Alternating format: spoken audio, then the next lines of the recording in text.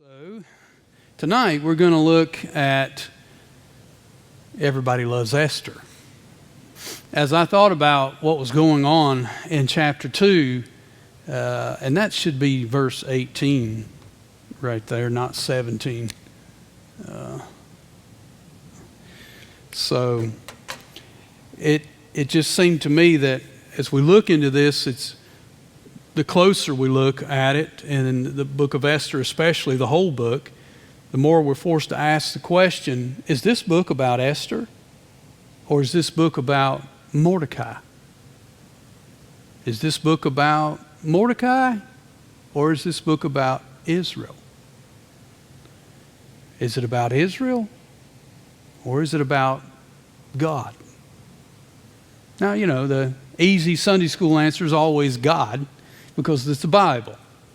But I ask that question because this book is so fascinating that you could make a case for every one of those.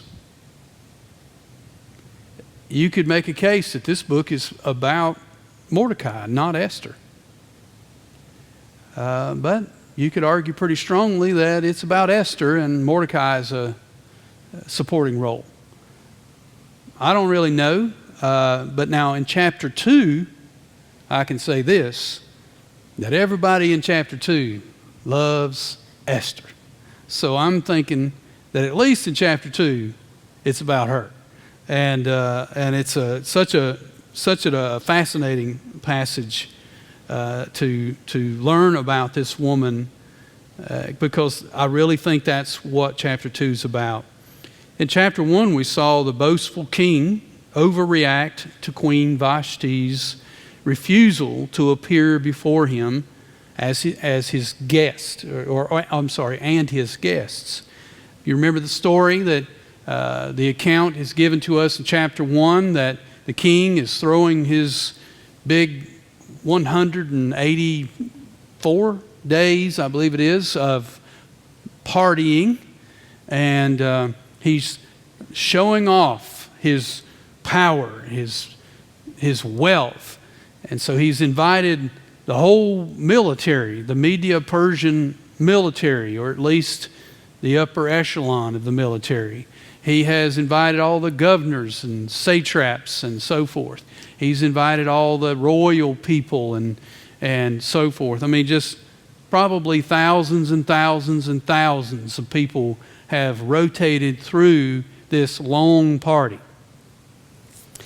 And if that wasn't enough, as soon as he wrapped that party up, he threw another one for 7 days for the extra special people. And we said that's kind of like the Hollywood after parties type stuff.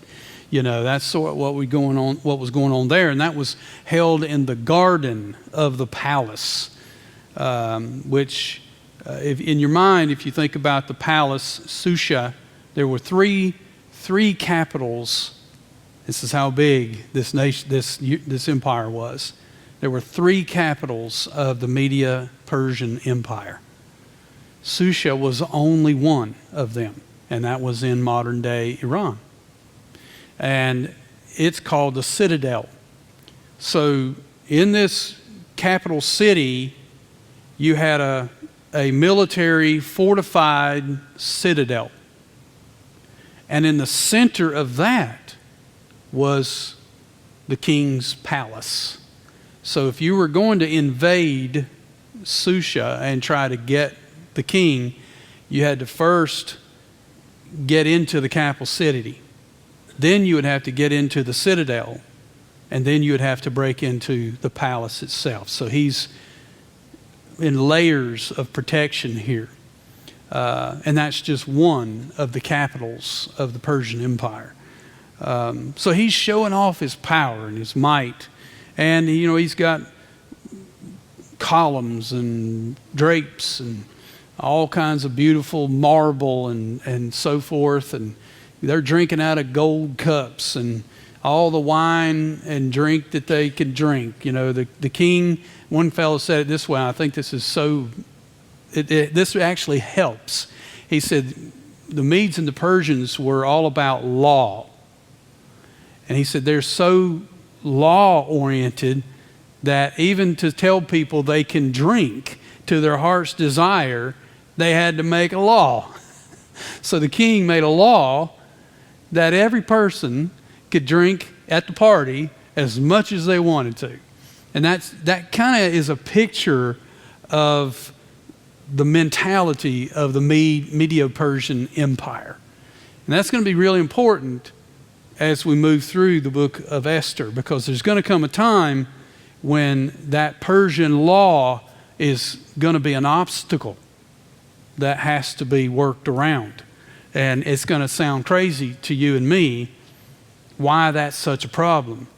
But this will help us realize that. But here, he's got one last thing he wants to show off. One last very, very important thing that he owns, and he wants to show it off to all of his guests. And that happens to be his queen, Vashti. And so he wants to bring her in there like property and show her around. She's supposed to, and he sends the eunuchs after her, and she's supposed to come in with the royal queen's crown and I guess dance or show herself or something.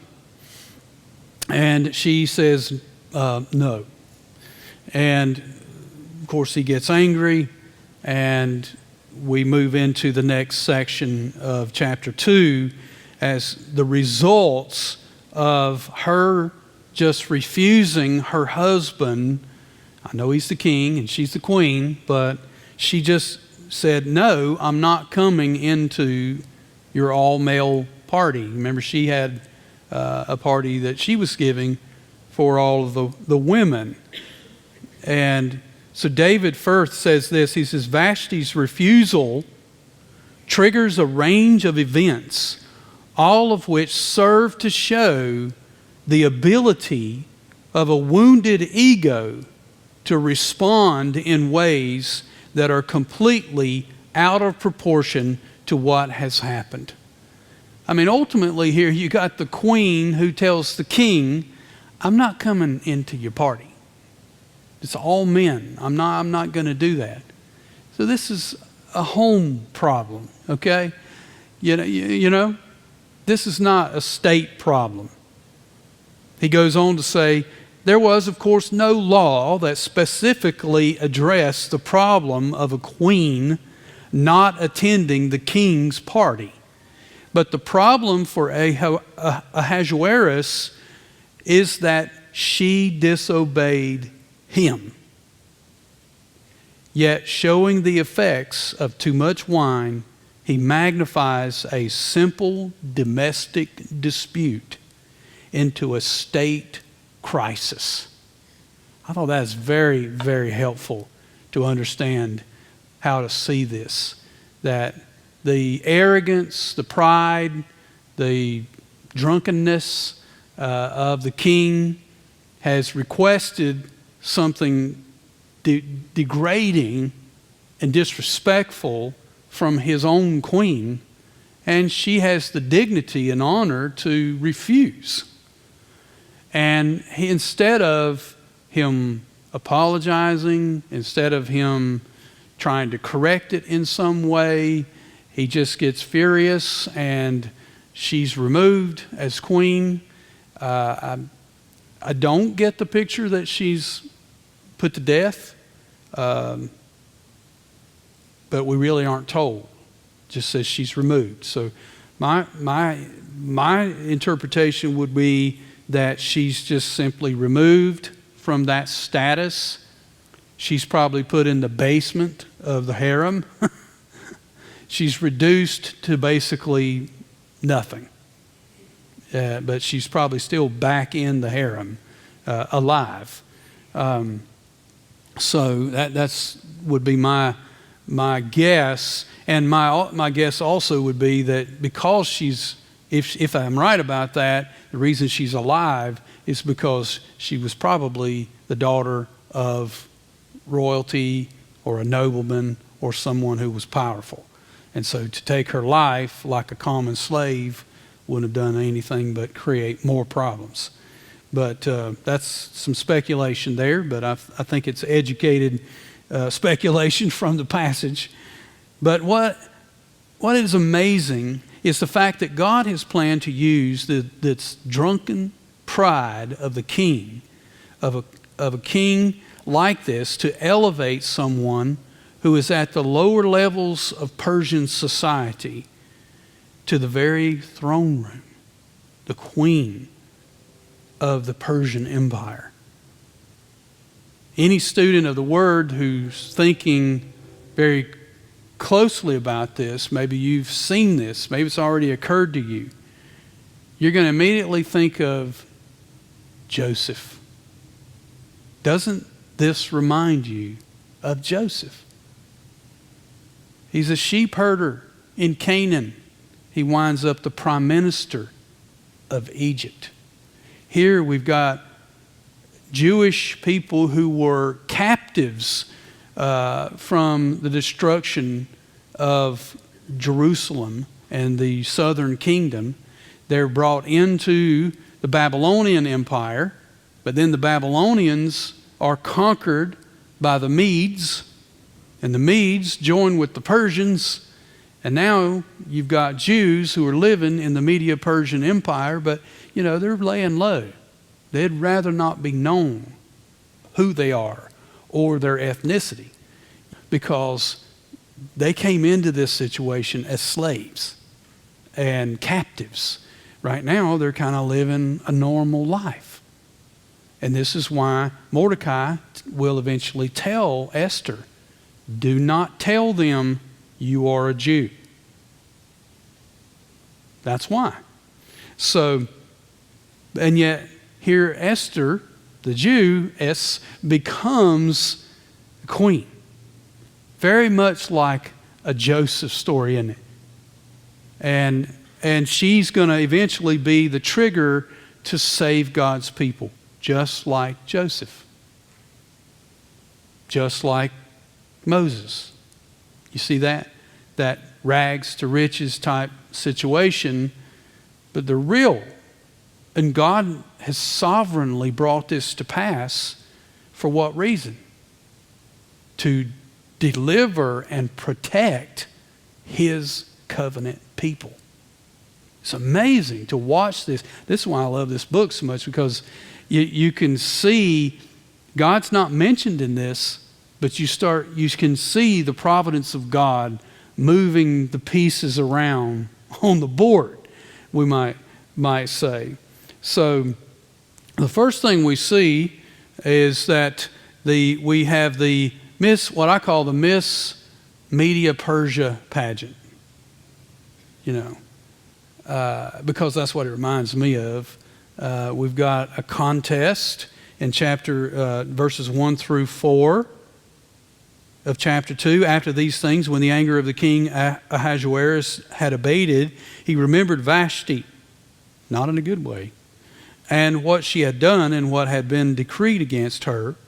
Then the king's young men who attended him said, and the young men there are counselors, is what they are.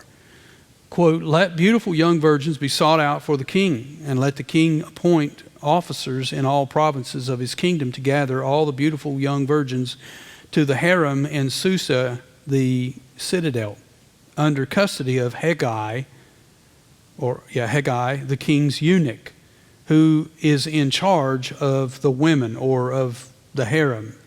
Let their cosmetics be given them, and let the young women or young woman who pleases the king be queen instead of Vashti. This pleased the king, and he did so.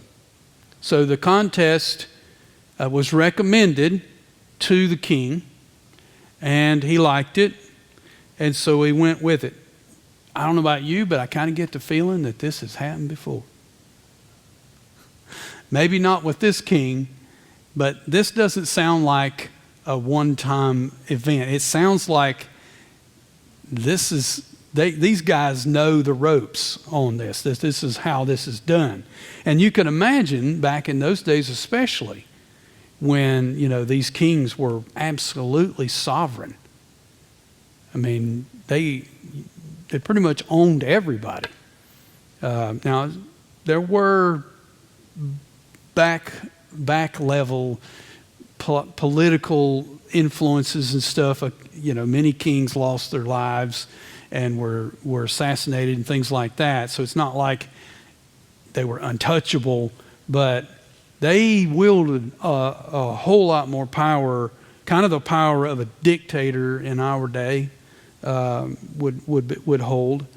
And then we see the contest process explained by the narrator, the writer of the Book of Esther, in verses 12 through 14. So skip down to that one. It says, "Now when the turn came for each young woman to go into the king Ahasuerus after being 12 months under the regulations for the women." So all the women who are in the contest are basically sent to the harem, given everything that they need, and they're just going to sit there for 1 year and go through beauty treatments.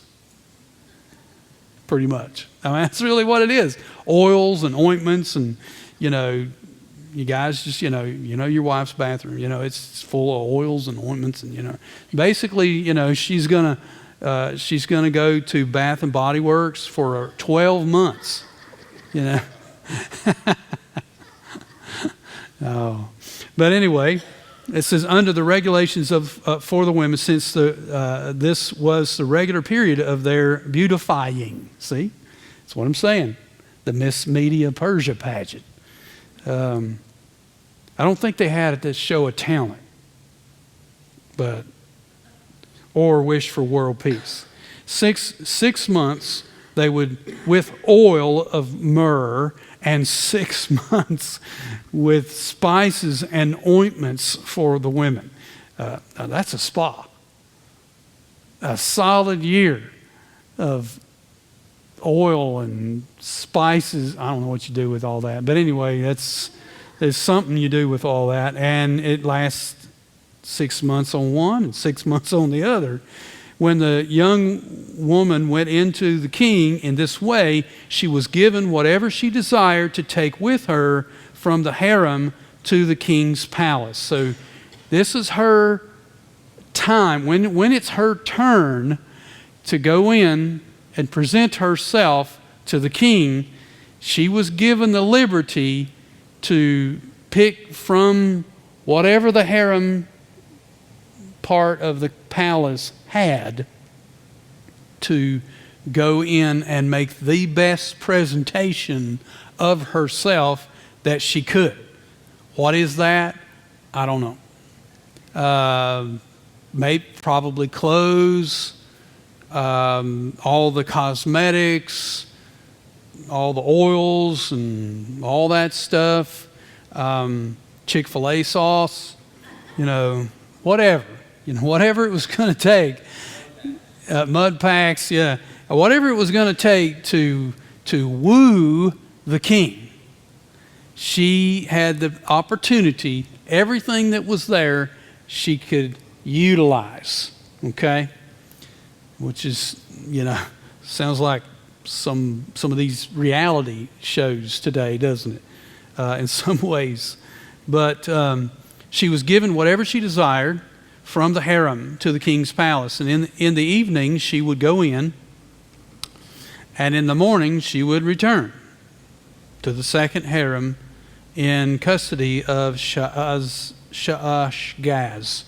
the king's eunuchs. Well, obviously, there were an army of eunuchs. So I will refrain from just talking about that part, but that's an interesting study in itself. The existence of eunuchs and what that means and the impact it has had throughout history. But anyway, the king's got hundreds of these guys, and who was in charge of the concubines. Thus, he's a eunuch. She would not go in to the king again unless the king delighted in her and she was summoned by name. So she got one shot to go in and win the heart of the king. And we're not told how many women were involved in this. I'm guessing if they searched the kingdom, there had to be quite a few. And if he remembered her name and called for her to come back, then she could. But other than that, she was not allowed to request his presence, go into his presence, or anything like that. Okay, so there's the Miss Medo-Persia pageantry. Then number 2, we see that Mordecai loved Esther. So the first section there we talked about, that's really more of the setup of the situation. This is how this is going to happen. And the writer, the sacred writer here of Esther, is not so much concerned with the Persian Empire as it is setting up what God or what is going to happen. So now we're getting into the meat of the book here. But I will say this first chapter and a little bit of chapter 2 does an amazing job in such a short amount of time demonstrating that whoever God used to write the Book of Esther knew a great deal about the Persian Empire. And even how the inner palace workings, the throne room and all of that stuff, how all that worked. You realize most Persians, just like in the dynasties of China and you have in all of those places, most citizens would never even see the palace, let alone go in it. So whoever wrote this under the inspiration of the Holy Spirit has tremendous knowledge, inside knowledge of the workings of the palace. And again, I've told you, archaeologists have uncovered this very palace. And the columns that are referred to here were still there. So it's fascinating, isn't it? So Mordecai, though, one of the things that stands out here very quickly is that Mordecai, we see the love that Mordecai had. We'll wrap up with this one tonight, and we'll pick up again next week. But in Esther chapter 2, verse 5 through 11, it says, "Now there was a Jew in Susha, the citadel, whose name was Mordecai, the son of Jair, son of Shimei, son of Kish, a Benjamite." You see his Jewish lineage being named out there. "Who had been carried away from Jerusalem among the captives carried away with Jeconiah, the king of Judah." That's the last king of Judah. And Mordecai was not carried out. He's not that old. But it's saying probably Kish, his great-great-grandfather, was the one who was carried out as a captive with King Jeconiah by the Babylonians. That's what he's saying there. "Whom Nebuchadnezzar, king of Babylon, had carried away. He was bringing up Hadassah." Hadassah is the Jewish name of Esther. Esther is Persian. Hadassah is her Jewish name, her Hebrew name. That is Esther, the daughter of his uncle, daughter of Mordecai's uncle. "And when her father and her mother died, Mordecai took her in as his own daughter. So when the king's order and his edict was proclaimed, and when many young women were gathered in Susha, the citadel, in custody of Haggai, Esther also was taken into the king's palace and put in custody of Haggai, who had charge of the women.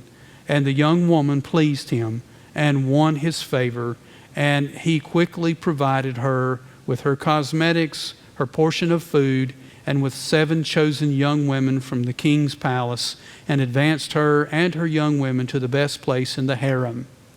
Esther had not made known her people or kindred, for Mordecai had commanded her not to make it known. And every day Mordecai walked in front of the court of the harem to learn how Esther was and what was happening to her. What I want you to see here is Mordecai's fatherly guidance, his fatherly love. That he clearly loved Esther like his own daughter. He took her in as a family, an orphan, but an orphan from his own family, his uncle's daughter. And he raised her as his own daughter. And, of course, because of the edict of the king, he has to deliver her to the king's harem to go through this pageant, as it were, to select a new queen. But the Bible is very clear here of the pure and fatherly guidance, love that Mordecai has for Esther, that he raised her like a daughter. He checked on her. He walked by the area where she was kept, that he could check on her and see how she was and what was going on. That's going to be very valuable as we go through. This is a very beautiful fatherly love coming from her uncle. And see that as pure as the Bible gives it. It is a very pure love, a godly love. This is the man who has raised her to be Esther, the Esther we're going to learn about. And so we'll stop right there, and we'll pick up in that same area next time. Let's pray together. Father, we thank you. Thank you for the precious